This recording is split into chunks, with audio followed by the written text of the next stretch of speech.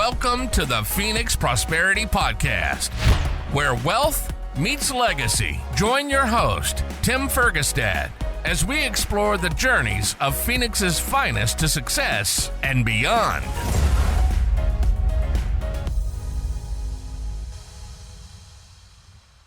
Hello, this is Tim Fergestad. Thank you for joining us.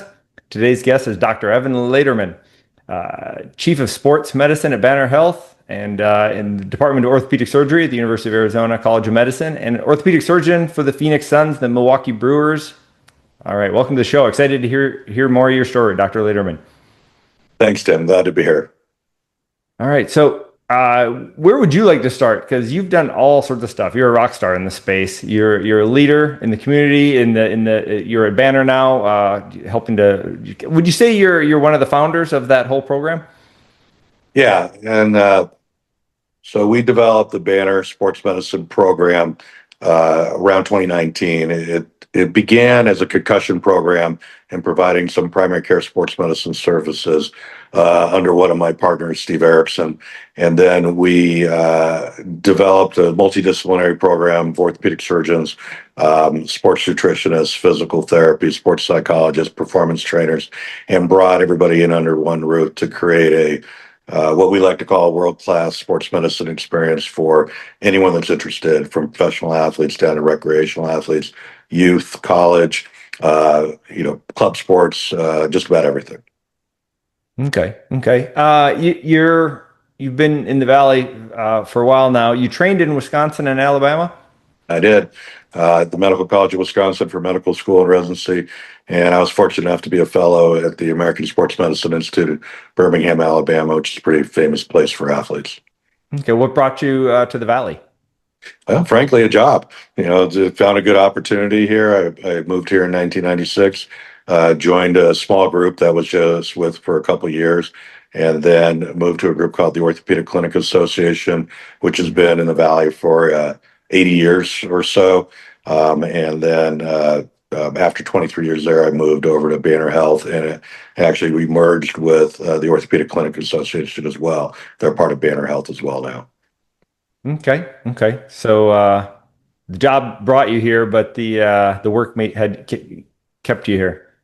Absolutely. Okay, excellent.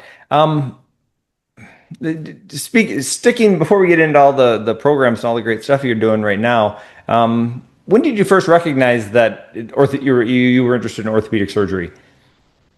So specifically sports medicine, maybe even. Yeah. So you'll find most orthopedic surgeons out there, their interest began as a youth athlete where they got injured, and the first doctor they knew besides a pediatrician was their orthopedic surgeon. That's probably 9 out of 10 orthopedic surgeon stories. Okay.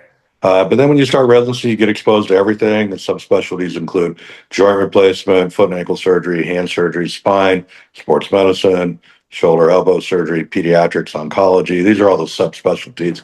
And nowadays, everybody subspecializes. I was just always interested in sports and arthroscopic surgery, and chose to do fellowship training in that. And then over time, my practice has evolved from a general sports practice, and currently I only do shoulder surgery for people of all ages, not just athletes. Okay. By the way, do you know Phil Benion? I do. Okay, cool. He's great. I might have him clean mine up at some point here. I'm trying to rehab it and stay on top of it myself first. What is maybe one of the more difficult parts of being an orthopedic surgeon that people outside of medicine don't really understand or rarely understand? Well, there's nothing particularly difficult about orthopedic surgery. Academically, it's not super challenging. We kind of fix broken things. So somebody breaks a bone or dislocates a joint or tears a tendon or a ligament, we put them back together. There's some complexities in the surgery, and it's a long residency training program to learn how to do these highly specialized operations. But fundamentally, we're just putting people back together. Challenges are accessibility and availability. People get hurt, they want to be taken care of now. Nobody likes sitting around with a broken bone waiting for their doctor to see them. So you work a lot, you're busy, we need to be available. There's doctors that take emergency room coverage, in the emergency room, others that simply see patients, in their clinics when they're available. But, as far as all the general type of practices, there are certain types of specialties that require a high level of intellect, or highly specialized, very book smart type specialties. We're more technical in orthopedics. They're on the research side and teaching side, it's a little more intellectual, but fundamentally day to day, we're just fixing people who get injured. Yeah, that's pretty humble. You make it sound pretty straightforward. There's a lot of hard work, a lot of long hours, a lot of sacrifice in that path, which I imagine. What percentage of people switch in special surgery specialty along the way? Zero. Really? They may switch before they commit to their fellowship. They Okay. may come into residency thinking they're going to do one thing and then get very excited about something else and switch Right. midway. That's But my wife. yeah, absolutely. But Yeah, she most, was going to do colorectal and she liked it, but she was like, I don't know if I love it enough to be like on call even when I'm not on call, right? Because it's always your patient, right? absolutely. And sometimes the lifestyle doesn't work out. You think one thing, it turns out to be another. And everybody's life situations are different. Practicing medicine is a little bit of a commitment, especially in the early years. It's a lot of time, a lot of effort, a lot of missed opportunities in life, but it pays off in the end as a very rewarding career. Is that the same nowadays? Did you give the same advice to somebody who's interested in medicine now as you would have given to yourself when you started? The The industry's method of changed a training, lot. I'm sorry, the method of training is quite different, but the commitment's still the same. There's opportunities to be a little less committed. Currently, people can work part-time better, more than they used to be able to. Nowadays, most physicians work for some employer, whether it's a hospital system or a university medical center or a private equity group. Very few people are still in private practice. Private practice is a little bit more of a commitment because you're not only the physician, you're the boss, you're the owner. You need to take care of everything. When you work for these bigger healthcare entities, you can spend your time mostly practicing medicine Right. and maybe doing some administrative work if that's what you want to do. All right. Well, let's talk about that because you've worn a lot of hats. How did you start getting into the leadership roles? And I imagine some of the more of the entrepreneurial aspects of the business. Well, it's kind of like the short stick rule, he who picks the short stick or doesn't attend the meeting gets in charge of things. No, I'm just kidding. I wanted to be involved in leadership in the beginning because I wanted to control my practice a little bit more. And if you have associates and partners who have shared goals, shared interests, and shared values, you can work together very effectively to create a very successful business. The key to leadership in healthcare is to not always be looking out for yourself. It's to be equally looking out for your associates and learning a little bit about business and management along the way. Some additional training helps tremendously. And somebody has to do it. There's people who choose to and people who don't choose to. And in general, most people who go into leadership want to do leadership and do effective job for their practices that they're part of. Did you? I'd agree, and I have seen some people who want to do it are not effective at it. They haven't had leadership training, right? They're good. They're good at what they were trained to do. But did you have any special training? Any advice for people in that situation? I did a little bit later in my career. I did some additional training through Harvard Medical School. They offer something called the Surgical Leadership Program. They have several Okay. of these leadership programs in healthcare, and they do it in other fields as well. I have a friend who did it last year in my industry. Yeah. Okay. And it was a certificate program. It was a year and a half program. It's basically a mini master's in healthcare administration or MBA. And a program like that was tremendously beneficial. And for people who want to go in leadership, doing leadership training can be very helpful. But you got to kind of go in. You can't do it in a weekend or read a book. You got to go take a course and play the games and do the simulations and you get a lot out of it, but it does require a commitment. A lot of leadership can come naturally. You can learn accounting, you can learn businesses, but when you learn from these smart business school people, they're on a whole nother level, and they have a lot to teach us, and they know a whole lot more than we do about business. As a physician. How much of those skills have been social skills, softer skills that, coming from a biomedical, it's more hard science, analytical type? So, one thing as a physician that sees patients in a clinic is you're kind of interacting with people every day. So Mhm. social skills are a little bit a part of your practice. If Right. patients are going to trust you, you have to earn their trust.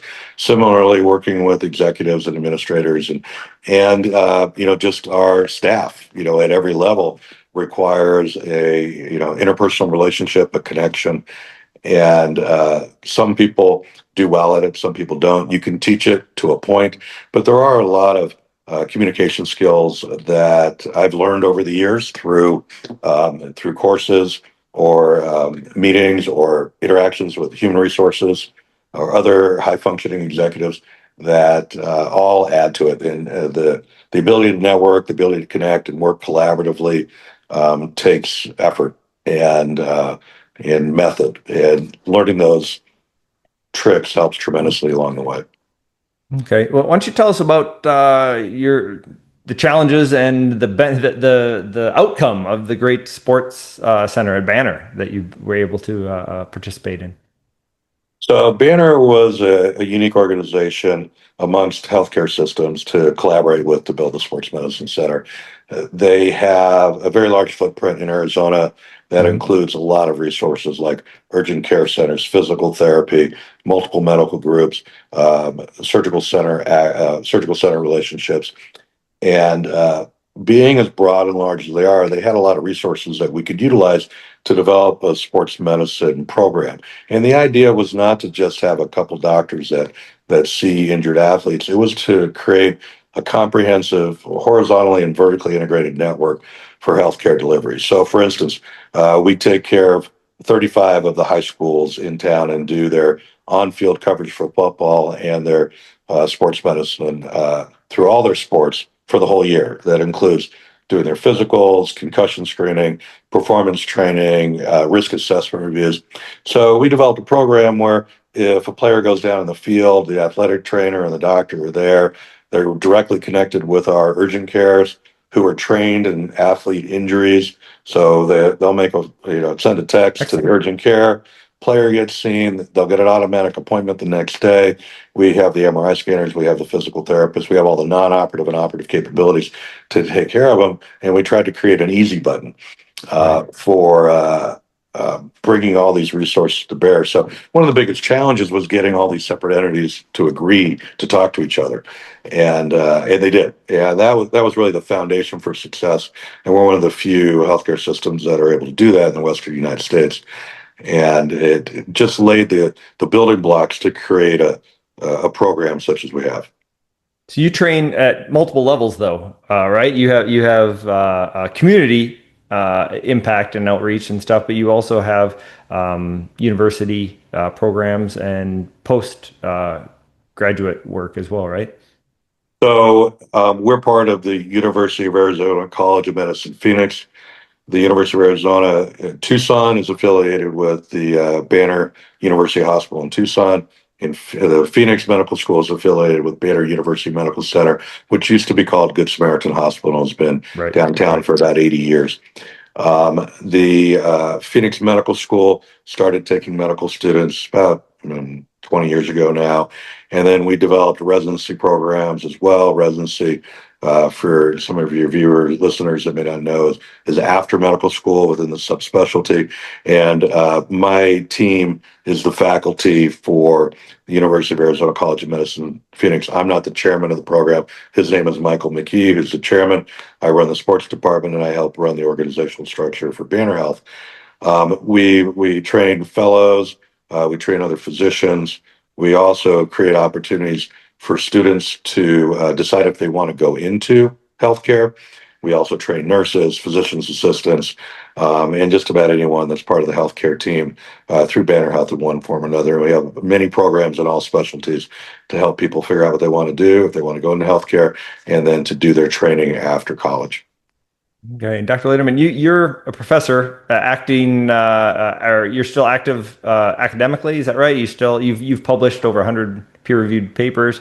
Do you have an academic program you're still operating? Yes. So I started doing clinical research about 20 years ago. Most of my research is in sports medicine and shoulder surgery, and we've done a variety of biomechanical, anatomic, clinical outcome research, large systematic reviews to try to answer questions and taking care of injured athletes in shoulder surgery. We built a department around research. That's part of being a university physician as well, although we built it before we had the university. Our residents and medical students are part of it. All of our faculty do actively publish within their subspecialties to try to advance the knowledge and advance the care of our patients. We do it under the umbrella of the University of Arizona College of Medicine, Phoenix. Okay. Let's take a sidestep here. When did you start working with professional athletes and in an official capacity with some of the professional teams? So I started as the Phoenix Mercury head physician in 1999. My partner, Tom Carter, was the physician for the Phoenix Suns, and he took over at that time. Richard Emerson was the physician before that, and he transitioned to us at that point. And we helped back up other the head doctors for other teams. I was a Phoenix Mercury doctor for 13 years, which I loved women's basketball, still do. It was a lot of fun. I was lucky enough to be part of the team for their 3 championship years, which was very enjoyable. And then in 2019, I took over as the head doc for the Phoenix Suns. You really can't do both.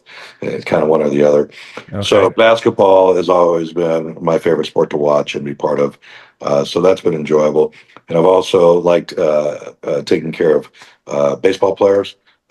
Shoulder and elbow injuries have been a big part of my practice, and have had an affiliation with the Medical College of Wisconsin and the Milwaukee Brewers ever since I graduated, for the most part, and that's been enjoyable to help them. I'm their Arizona-based head team physician.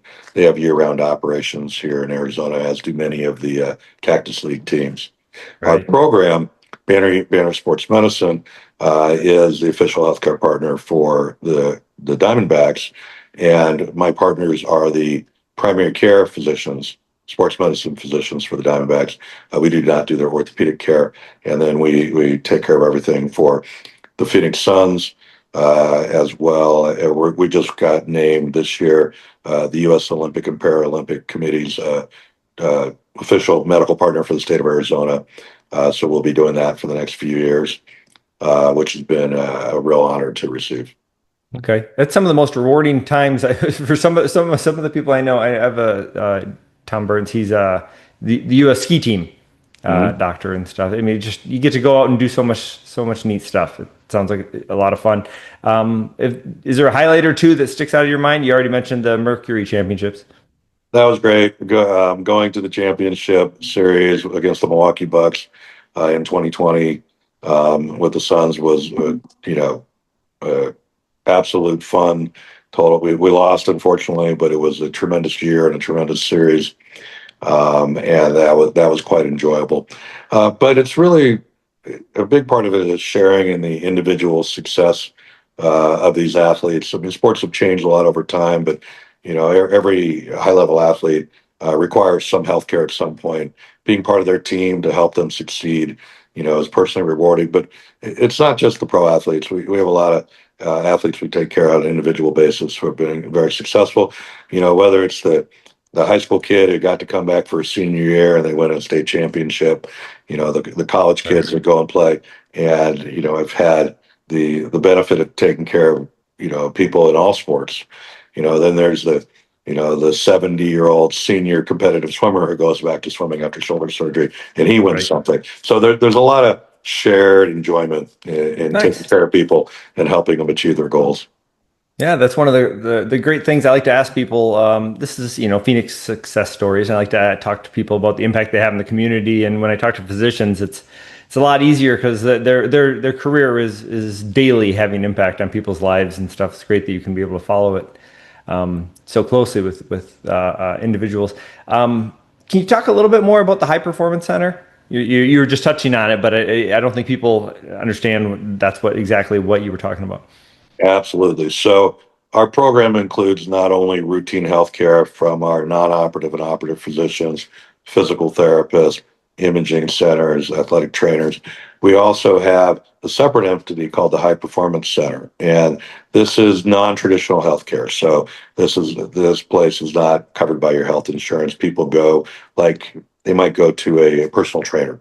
And the goal in this program is three primary things. One is sports performance, so letting people be the best they can be and helping them get there. The second is injury recovery. You tear your ACL and you need to get back and play. Once you're done with physical therapy, people need advanced training. And then there's injury prevention, which is a big part of our program, where we offer prevention services, where we can do an assessment of your lower extremity strength, the balance between your right and left legs. Certain things may show that you're at increased risk of an ACL tear or an Right. Achilles tendon tear, and we can do prescriptive interventions to help reduce that incidence of risk of injury. So these are kind of the three pillars of what we try to do in the High Performance Center, and we have youth athletes who are on club teams there with their clubs where they go do training once a week for prevention and performance. We have pro athletes waiting for camp to start or trying to get drafted. And then we got, a lot of recreational golfers, tennis players, runners who are in there just to try to obtain their personal best or get in better shape or recover after an illness or an injury. Right. Well, those injuries for athletes are hard. Some of them are highly motivated to return before they're fully ready, right? How do you sort of manage the tension between, that competitive urgency and long-term health? Well, it's every athlete's different. It's just tell them the truth. We talk everything through. If we want to hold them back, we tell them exactly why and what the risks are of trying to move forward too quickly. The high level athletes are the easy ones because they're very in tune with their bodies. They have a Right. lot of people talking to them. It's the kind of the weekend warrior that's a little bit more challenging. Or in many cases, the high school athlete is gearing up for his senior year. They just want to be part of He's it. bulletproof. Yeah, and they don't listen. And part of our sports medicine training, probably about half of it, is talking with players and parents and coaches and agents, and getting everybody to understand how those conversations and interactions need to go. If you take care of a pro athlete, you only talk to that athlete for whatever 5 or 10 minutes. You're going to talk to all of his people for hours and hours, and learning how to manage those conversations that can be difficult at times is part of what the training is in sports medicine, as opposed to guys that may just take care of a torn meniscus because it's they know how, but the training is different. The method for helping somebody get all the way back to performance is different. How have those methods changed during your career? Right, say shoulder or elbow, like you mentioned, for So patient outcomes. learning about healing. So with advancements in science, we've learned how long it takes certain tissues to heal, and we need to respect Mother Nature. We can't test tissue. We can't go biopsy your ACL when you're 3 months in to see if it's healing quickly. We need to go by evidence-based protocols. We have our physical therapists are very important in injury recovery, and they're a major part of your recovery. And we communicate with our therapists on a daily basis. They do their research as well. Part of it is doing, is testing. Okay, some of this is we got some ball players that go back and play in 4 and 6 months. Others will follow recommendations and wait 9 to 12 months, and we look at re-injury rates. And we can Right. figure out what we can get away with and what we can't. Frequently, it's our non-compliant patients that give us the most information that they can Yeah, go. the best data points. But for the most part, people who push and go back quickly do have a higher re-injury rate. And there's, pro ball player after pro ball player that tried to set a record going back quickly and got re-injured.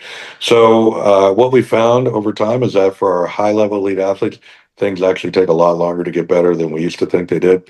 We do have advancements in surgical techniques and surgical products, biologics treatments such as stem cells, PRP, can help healing, better knowledge of medication interactions. There's a lot of people out there doing all kinds of stuff to help enhance recovery. Most of that is not evidence-based at this point. And so people need to be a little careful about what they read. But part of this is choosing your surgeon, choosing your physician based on their knowledge of what it takes to get you back, following the program. And if you do, you're going to be successful the vast majority of the time. Right. Evidence-based medicine versus, you're seeing a lot of red light, hyperbaric, cold room, where you're seeing all sorts of different things. What do you believe what do you think sports medicine is going to look like 10 years from now? So the most interesting thing is biologics. Biologics refers to basically using some of your own body tissue to speed healing. There's a term used out there called regenerative medicine, but I'm not sure we really regenerate a whole lot of stuff. We've been using this stuff for 20 years, and we're just scratching the surface on how to use it, what it does. It's very important to do research. Research requires funding. There's lots of places where there's opportunities for people to help participate in research, either as patients or through financial support, getting support from the government or other private industry companies can be very helpful. These studies take a long time. There's so many factors that go into healing. We've learned that nutrition matters a lot. Good nutritional status is important. Things like don't smoke, eat well. The medications you take can have influences. Many of people's recreational pursuits may not be very beneficial for injury recovery. But I think the future is going to be enhancing healing through biologics. And we may be 30 or 40 years from truly unlocking the secret, but it will come eventually. Okay. Excellent.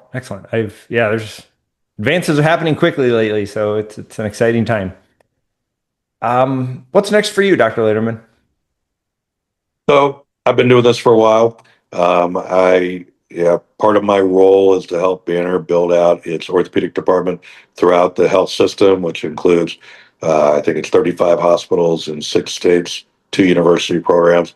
So part of my goal is to help align with our other orthopedic surgeons in our other communities, as well as the ones in Phoenix and Arizona, to provide the best care we possibly can, reduce risk, increase outcomes, try to make a more predictable episode of care when somebody's injured or dealing with a chronic condition. And our goal is to make Banner a name people trust to get their health care. And we do that through standardization throughout the system, training. Standard care in modern medicine is pretty darn good.